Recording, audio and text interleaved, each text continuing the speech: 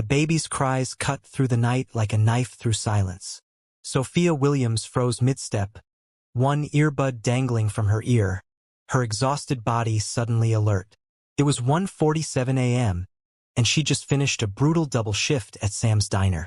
Her feet ached, her scrubs smelled like grease and coffee, and she had exactly 3 hours before her organic chemistry exam. But those weren't normal baby cries. Those were screams of terror. She followed the sound into the alley behind the luxury condos on Wilshire Boulevard. Her phone already out and 911 dialed but not yet called. What she found made her blood run cold. A black Mercedes SUV sat with its engine running, driver's door open. The driver was slumped over the wheel, clearly dead from the bullet wound in his head. The back door hung open, and there, collapsed against the car's frame, was a man in an expensive suit, his white shirt soaked red with blood. He was trying desperately to reach into the back seat where 2 infant car seats held screaming twins, maybe 6 months old. "Hey, can you hear me?" Sophia dropped to her knees beside him, her EMT training overriding her fear. She pressed her fingers to his neck, pulse weak but present. The gunshot wound was in his shoulder, bleeding heavily but not immediately fatal if she acted fast. The man's eyes flickered open, unfocused but intense. They were gray-blue, striking even through the haze of pain. "The babies," he rasped. "Please. Safe. I've got them. I've got all of you." Sophia yanked off her hoodie and pressed it hard against his wound. With her other hand, she hit dial on 911. "Yes.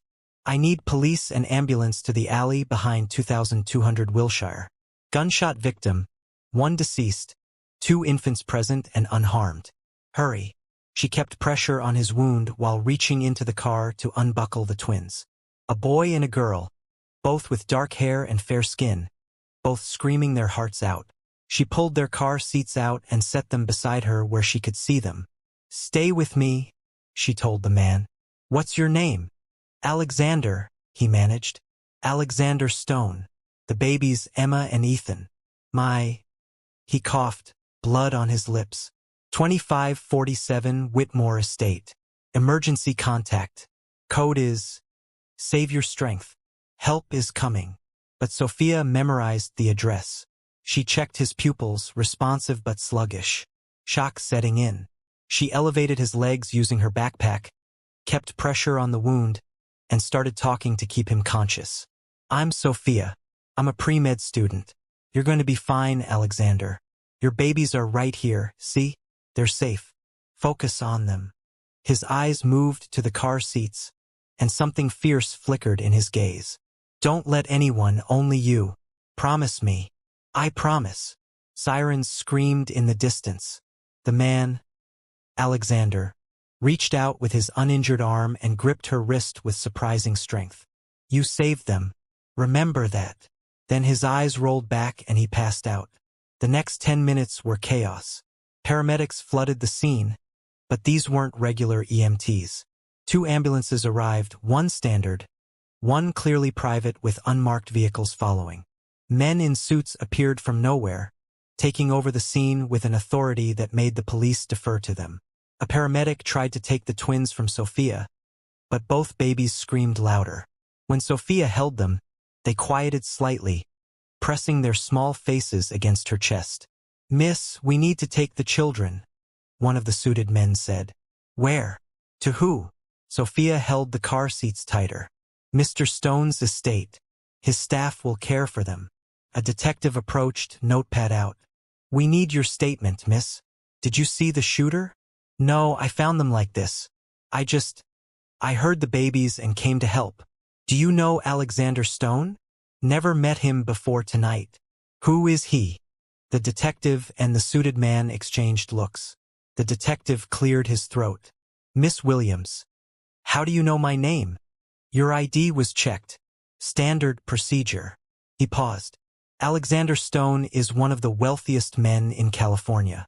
He owns about 40% of the commercial real estate in Los Angeles. You just saved a billionaire's life." Sophia's world tilted. She looked down at the babies in her arms. Designer clothes, the car seats probably cost more than her monthly rent. "I didn't know." I just heard them crying.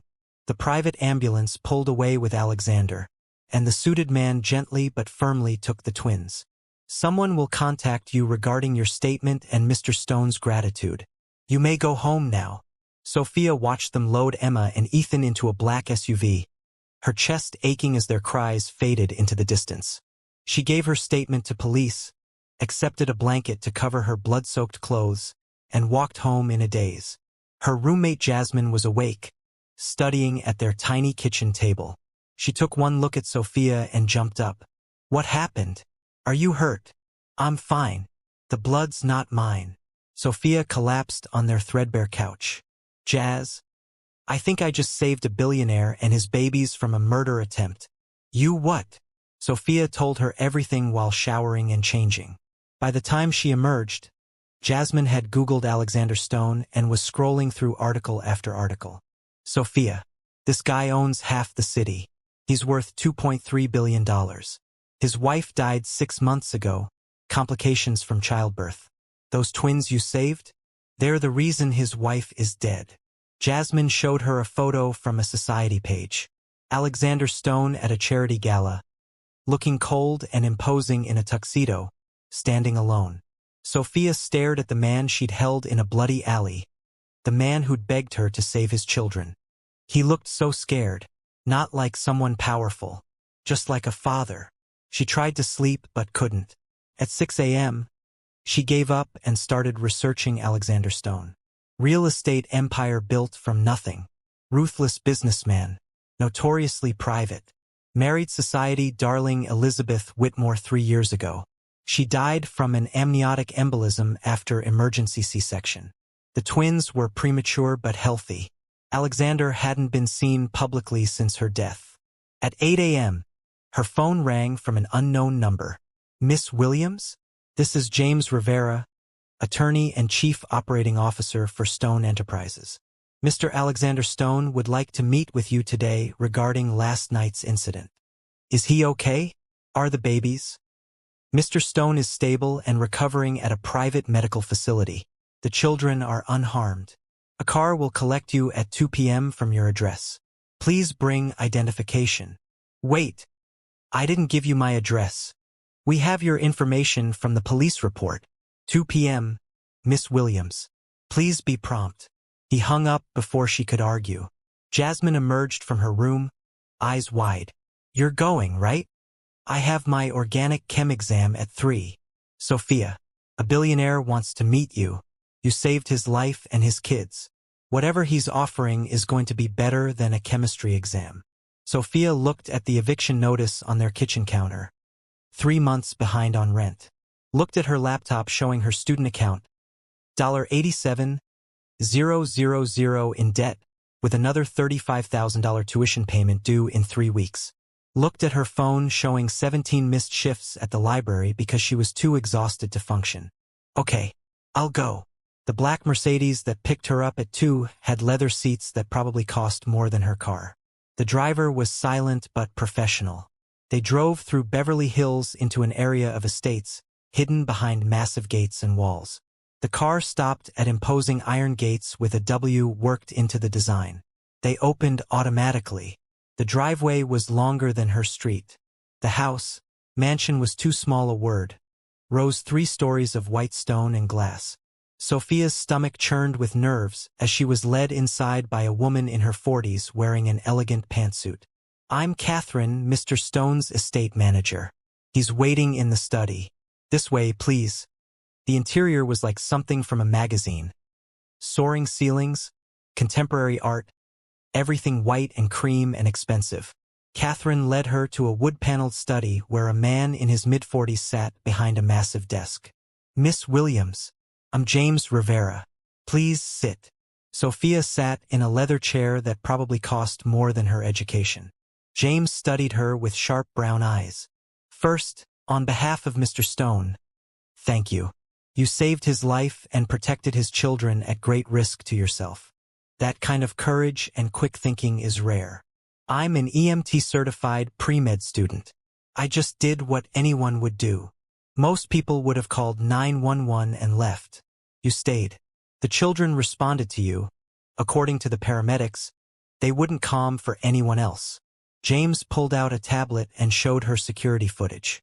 Sophia watched herself in that alley, holding the babies while keeping pressure on Alexander's wound, her face determined despite obvious fear. Mr. Stone is recovering but will be incapacitated for several weeks. The children, Emma and Ethan, are 6 months old. Their mother died in childbirth. Mr. Stone has been. James paused, choosing words carefully, struggling to connect with them while grieving his wife. They've had 4 temporary nannies in 6 months. None lasted more than a week. I'm sorry for his loss, but I don't understand why I'm here. Because when you held his children last night, they stopped crying for the first time in days. Because you risked your life to save all 3 of them. Because Mr. Stone saw something in you in those moments that he wants to discuss with you directly. James slid a folder across the desk. This is a preliminary offer. Read it, then decide if you're willing to meet with him. Sophia opened the folder and nearly dropped it. The numbers swam before her eyes. This says $100,000 plus tuition coverage through medical school. That's correct. In exchange for 6 months of service as primary caregiver for Emma and Ethan Stone. You want me to be their nanny? We want you to give those children the stability and care they desperately need while their father recovers from his injuries and handles the business matters that led to last night's attack. James leaned forward. Miss Williams, Alexander Stone has enemies. The shooting wasn't random. Until the threat is neutralized, those children need someone brave, someone capable, someone they trust. You've already proven you're all 3. Sophia's hands shook. I'm 22 years old. I work 3 jobs and I'm barely keeping my head above water. I'm not qualified to. You have EMT certification, child development coursework, and a 3.8 GPA while working those 3 jobs. You're more qualified than most. And more importantly, you care. James stood. Mr. Stone is at our private medical facility 20 minutes from here. He wants to meet you before any decisions are made. Will you come? Sophia thought about the eviction notice, the student loans, the chemistry exam she'd already missed, the twins' faces when they'd clung to her. Yes, I'll meet him. The medical facility was tucked into the hills, unmarked and surrounded by security. Catherine accompanied Sophia through hushed hallways to a private suite that looked more like a luxury hotel than a hospital room. Alexander Stone was sitting up in bed, his left arm in a sling, for lines running into his right arm. He looked exhausted and in pain, but his eyes were alert. Those striking gray-blue eyes that had looked at her in the alley. Miss Williams, thank you for coming. How are you feeling? Like I was shot. A ghost of a smile. But alive thanks to you. Please sit. Catherine left them alone. Sophia sat in the chair beside his bed, suddenly aware of her cheap jeans and Target t-shirt in the face of his obvious wealth, even lying in a hospital bed. I remember you, Alexander said quietly. You told me your name was Sophia. You kept me conscious. You held my children. I'm glad you're okay. How are Emma and Ethan? Crying. They've barely stopped since I was shot. The staff can't soothe them. He looked at her intently. James told you about my offer. He did. But Mr. Stone, I'm not a professional nanny. I'm a student. I don't need a professional nanny. I've had 4. They see the children as a job, as a paycheck. You saw them as babies who needed help. Alexander shifted in his bed, wincing. My wife died 6 months ago. The twins were premature, born at 34 weeks because Elizabeth had an amniotic embolism. The doctors chose.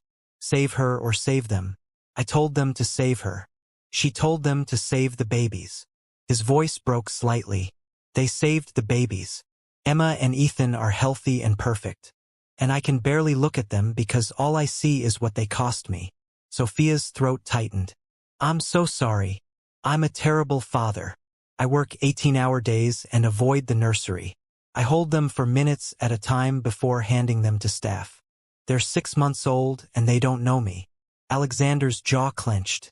But last night, when I was bleeding out in that alley, all I could think was that I couldn't let them die alone. I had to keep them safe.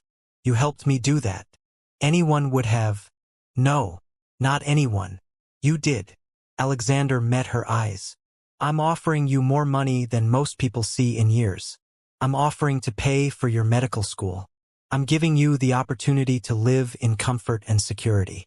In exchange, I'm asking you to give my children 6 months of stability, care, and love while I figure out how to be the father they deserve and eliminate the threat to our lives. The threat. Who shot you? A business rival named Marcus Hayes who wants my company. He won't stop until he gets it or I destroy him. It will take months to resolve. Until then, my children need protection and care. Alexander's voice was firm despite his weakness. I saw you risk your life for strangers. I'm asking you to use that same courage to help my family survive. Sophia looked at this broken, wealthy, desperate man who'd lost his wife and was failing his children. She thought about the twins' faces, their cries, the way they'd calmed in her arms. She thought about her mountains of debt, her exhaustion, her uncertain future. If I say yes, I need guarantees in writing.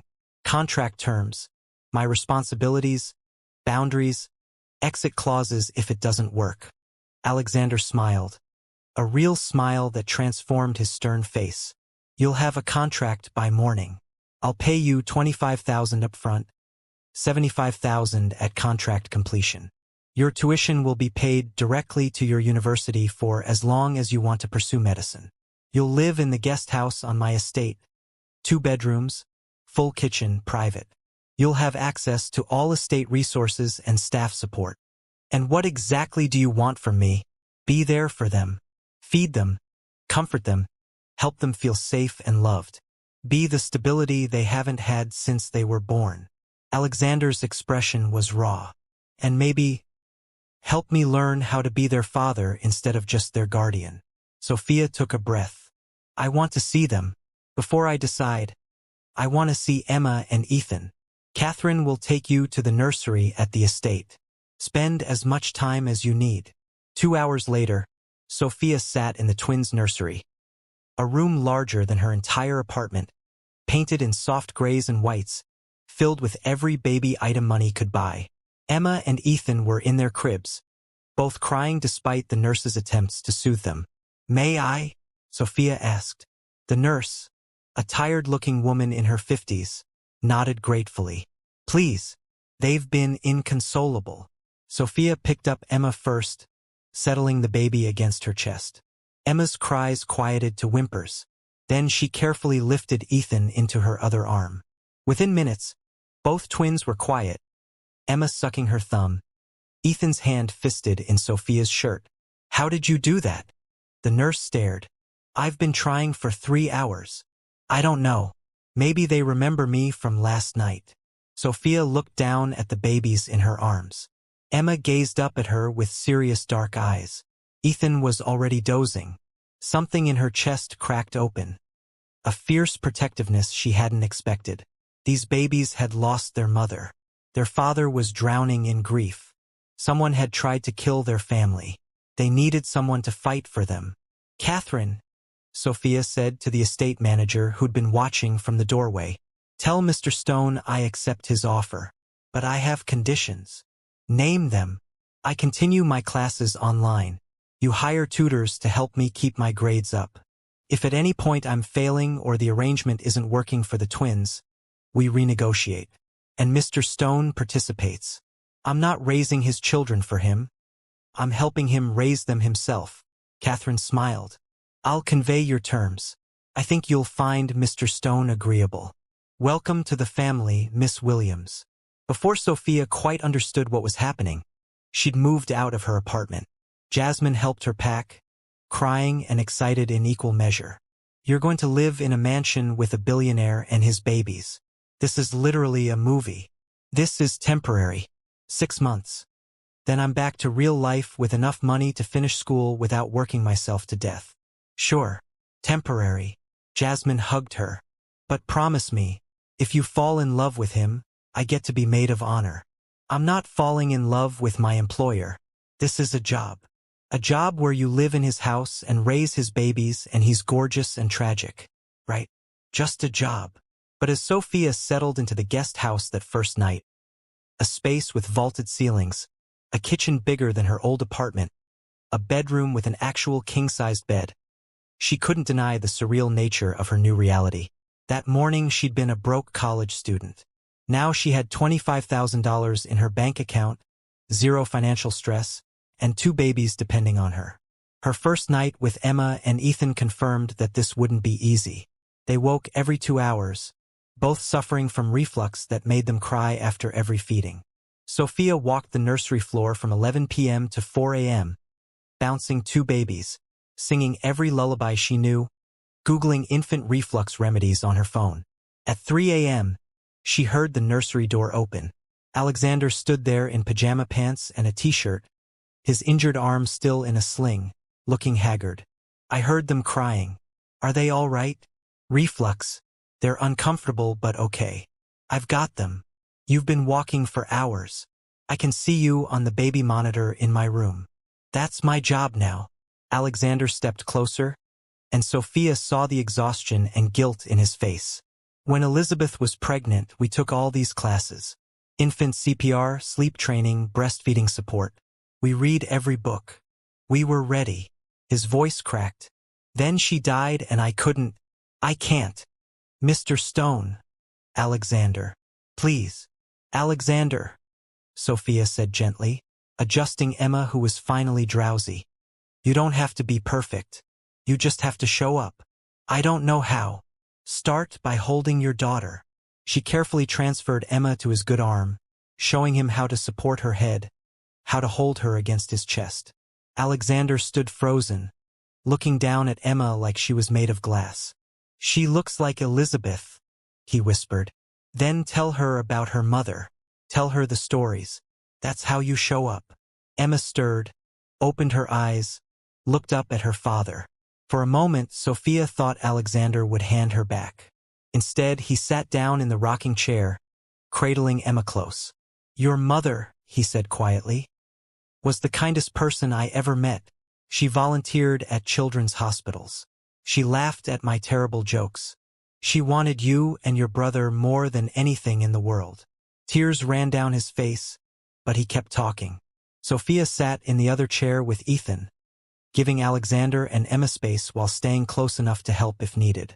By the time the sun rose, both twins were asleep. Alexander looked at Sophia with red-rimmed eyes. Thank you. For last night. For tonight. For not giving up on us. It's only been one night. It's the first night I've held her for more than 5 minutes. Alexander stood carefully, placing Emma in her crib with surprising tenderness. I'd like to do the morning feeding with you, if that's acceptable. It's more than acceptable. It's what they need. And that became their routine.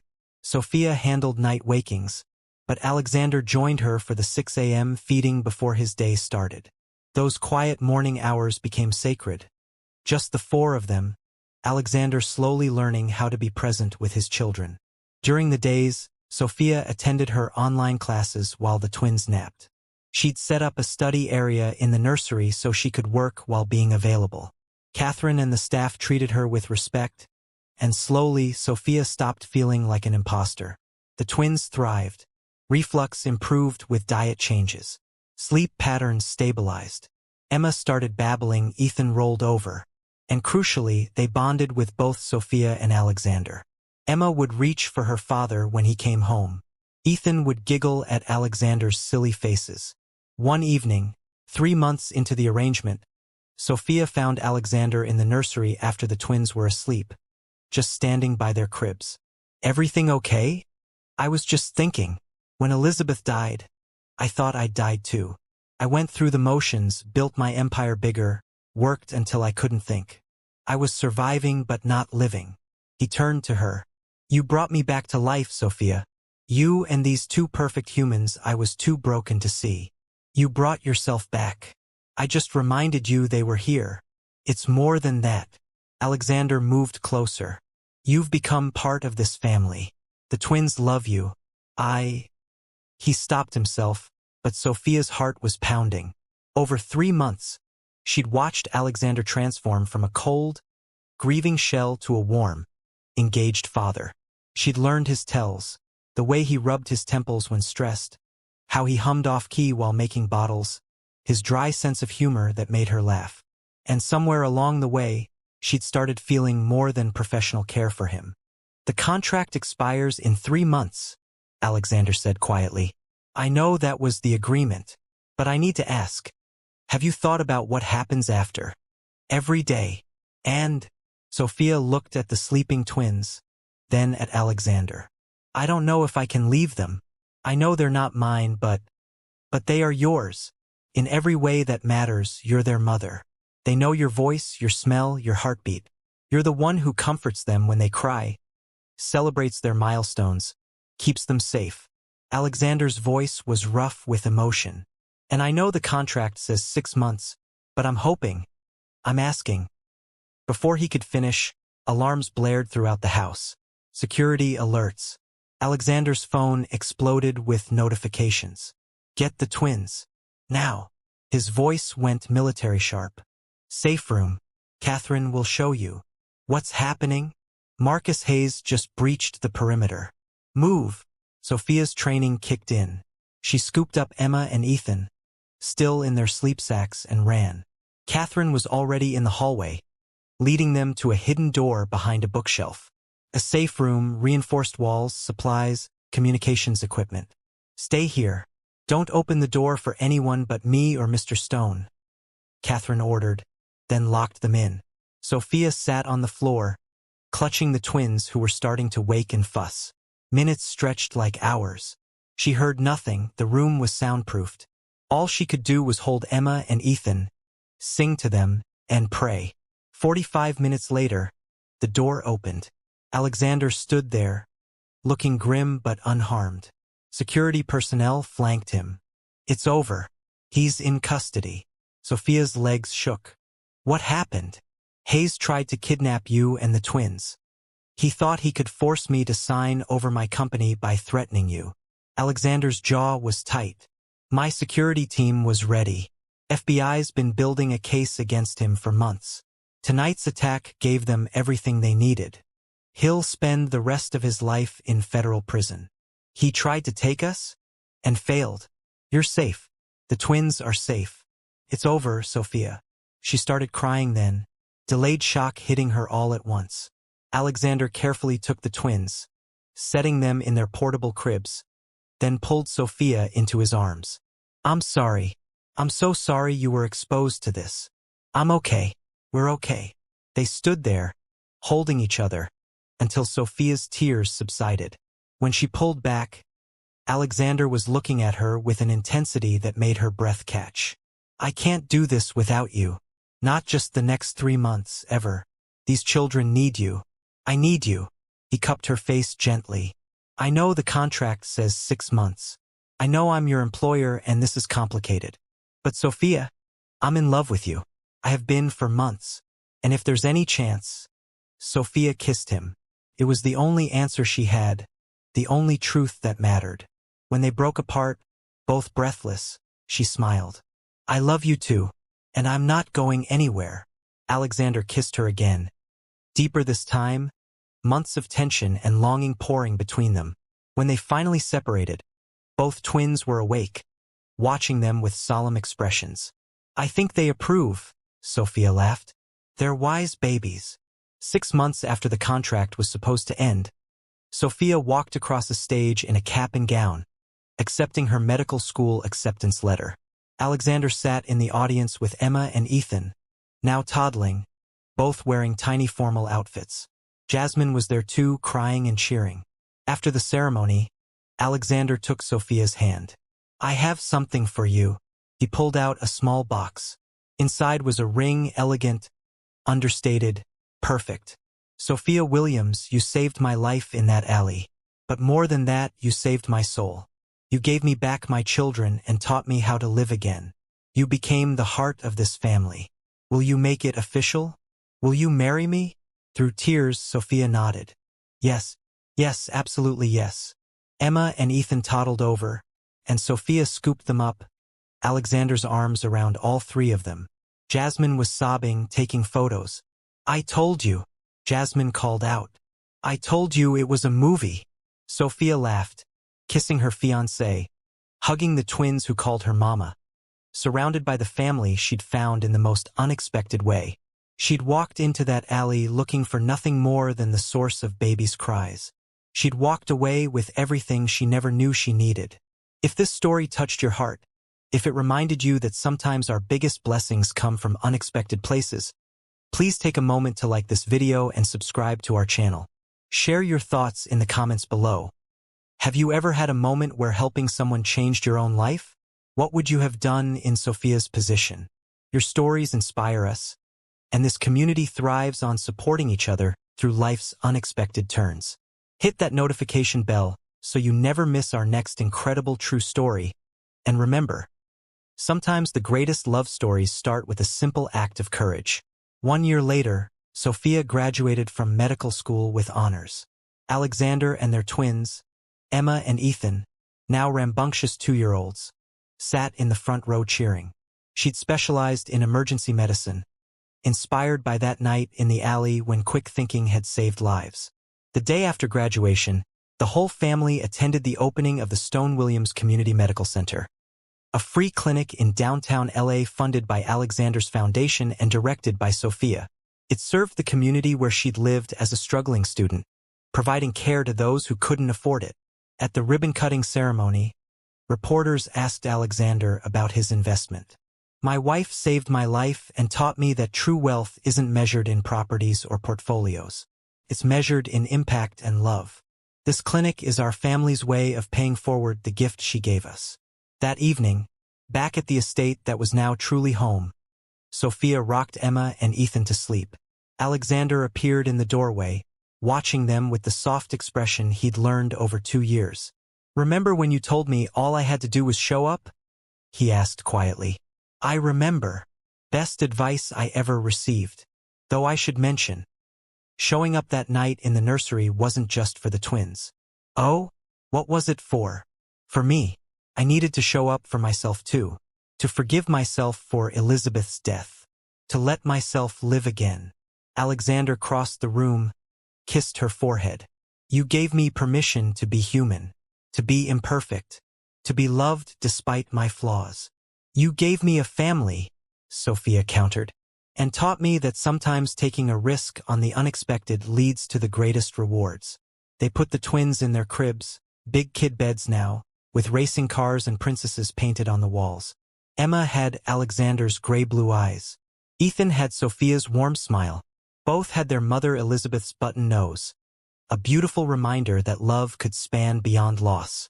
As they walked hand in hand back to their bedroom, Sophia thought about that terrified 22-year-old girl who'd stumbled into an alley following baby's cries. She'd been drowning in debt, exhausted, barely surviving. One choice, to step into that alley, to help strangers, to risk herself for others, had transformed everything. "Do you ever regret it?"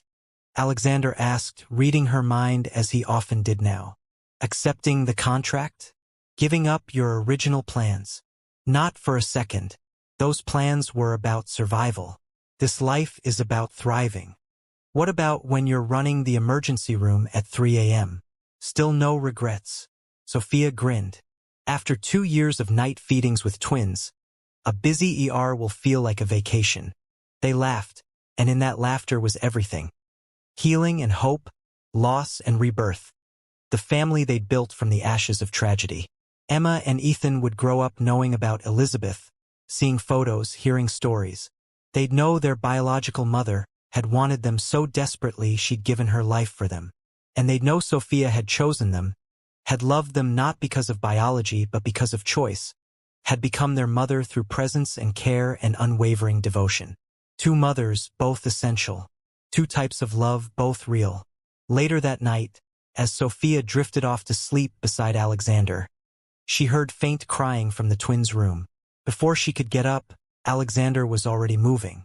"I've got them," he whispered. "You sleep." Through the baby monitor, she heard him enter their room, heard his gentle voice. "Hey, buddy, it's okay. Daddy's here. Want to tell me about the bad dream?" Sophia smiled in the darkness. The man who'd once been too broken to hold his children for 5 minutes now spent hours comforting them. playing with them, being present in their lives. That night in the alley, she'd saved 3 lives. What she hadn't known was that those 3 lives would save hers in return. Sometimes the greatest rescues go both ways. If you enjoyed the story, like, comment, and subscribe so you can get more fascinating stories from this channel. See you in the next story.